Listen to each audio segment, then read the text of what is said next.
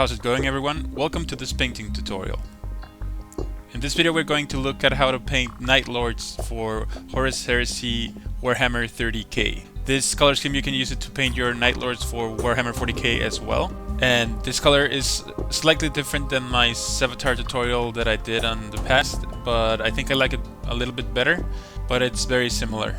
If you found this video useful, you can let me know in the comments, subscribe to the channel to see more videos, and we'll get started. As always, because I'm doing a very dark color scheme, I'm going to use Rust-Oleum primer. I'm going to use a black primer. You can use any primer that you like. I would recommend using black. And the first step is going to use a layer of Kantor blue over the whole model. I'm going to use a flat brush because I found it easier to cover a miniature faster. Make sure to thin down your paint just a little bit so that it goes smoothly onto the model. If you thin too much, you start generating bubbles, and that's hard to get rid of.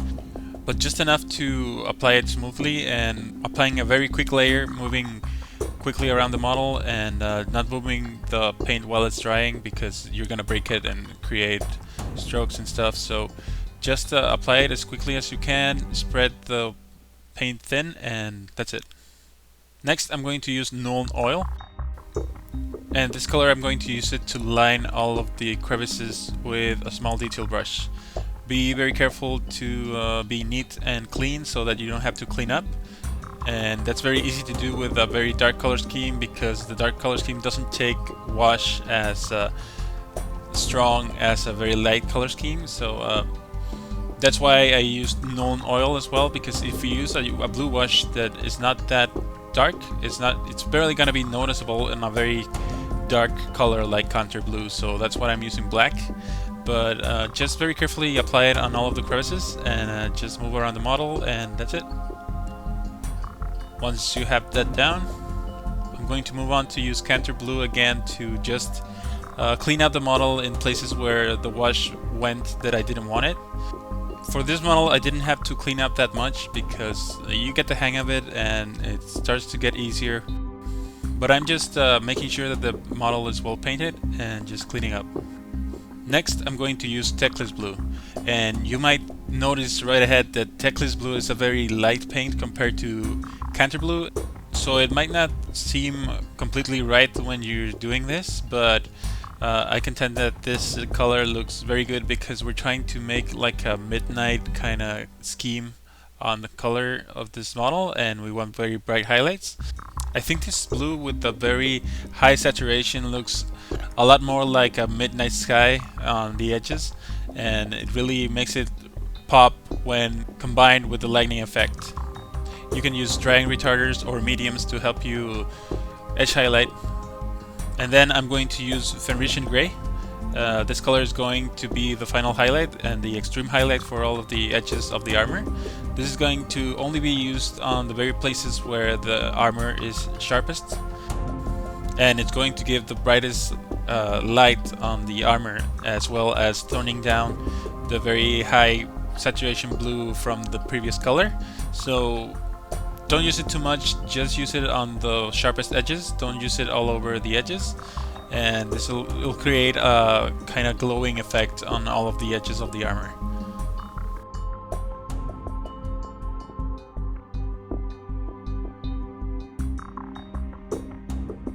Once that's done, we've finished with the armor, so we're going to move into doing the lightning. And you could do this at the same time that you're doing the edges, but I decided to do it separately so that you can follow the steps. I'm using Caledor Sky first to outline a very thick line where the lightning is going to be. This will create fading effect or a layer effect that is gonna make the lightning look like it's glowing. So we're going very thick with our lines so that we can go thinner in steps after this.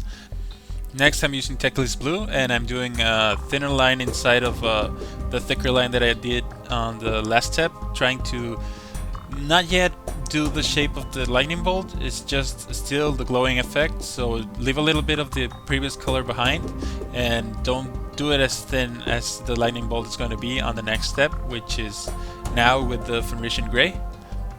With the Fenrisian Gray, I'm going to do as thin of a line as I can, trying to draw in a lightning bolt kind of line around the armor that branches all over the place. So just try to make it as thin as you can and try to put it inside the other colors. Next, I'm going to use White Scar, and this is going to be the finishing touch. This is going to bring out the glow on the lightning, and this is going only on the places where the lightning bolts splits or where it's thicker. So you can use it however you like. You don't have to use it over the whole lightning bolt.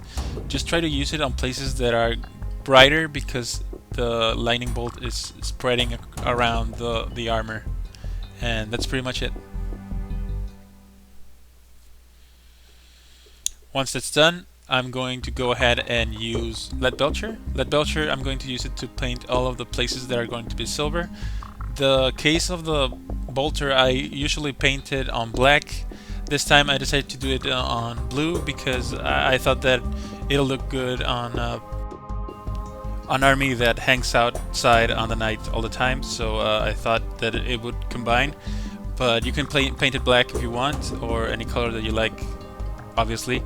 But this step I'm just using the Leadbelcher straight onto the blue armor and picking up the places that I want to be silver. Once that's done, I'm going to use Retributor armor to paint the gold. I decided to go for this gold because it looks very yellow and kind of reminiscent of the old color scheme of the Night Lords, which is very bright yellow, gold, and midnight blue. So I decided to use this instead. You can do any of my techniques of gold or brass you can use. I like this color a lot better, so I just decided to go with this. Next, I'm using Agrax Eartshade, and with this color I'm going to both shade the silver and the gold around the model. This is a very simple step, very easy. Just make sure to let the colors dry and then just apply it around.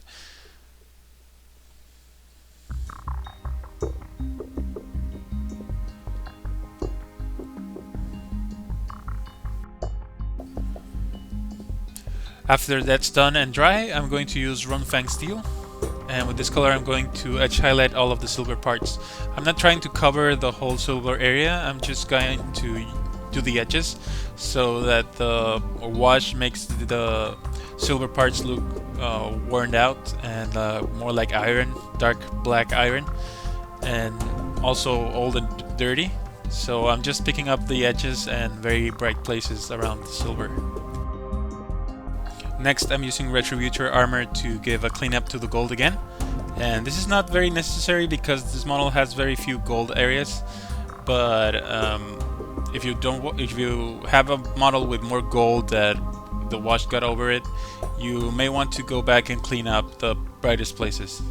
Next, I'm using Liberator gold, and this is going only on the edges of the gold where the light bounces off most. So you can just pick up the places where you see the most reflection of light around the gold and just use this color to give it a highlight. And also tone down the yellow so that it looks brighter and more silver than yellow.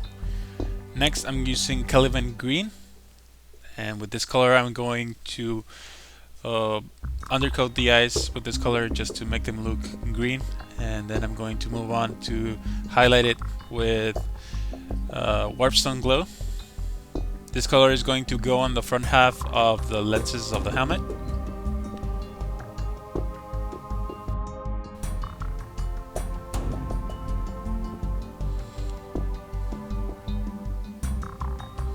Next, I'm using moot green, and with this color I'm just going to paint a little dot on the very front part of the lens to give it a glowing effect and create that little lens effect. To finish it off, I'm going to use White Scar to paint a little dot on the back to make a reflection of light.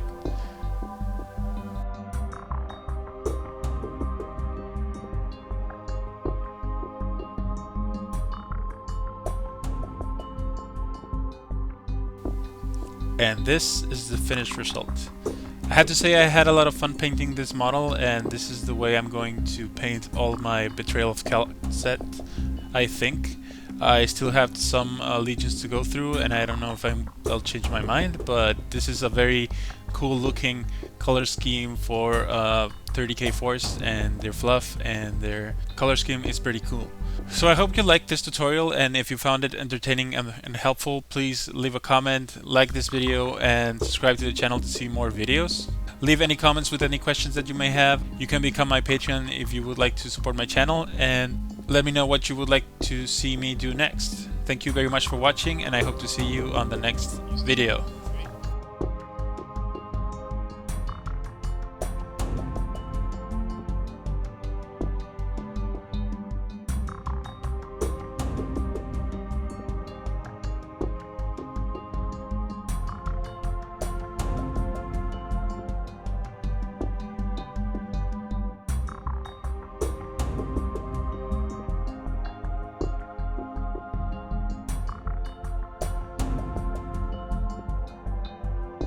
You stayed. Great. Thank you very much for watching my video, and if you would like to further support my channel, you can become my Patreon on Patreon.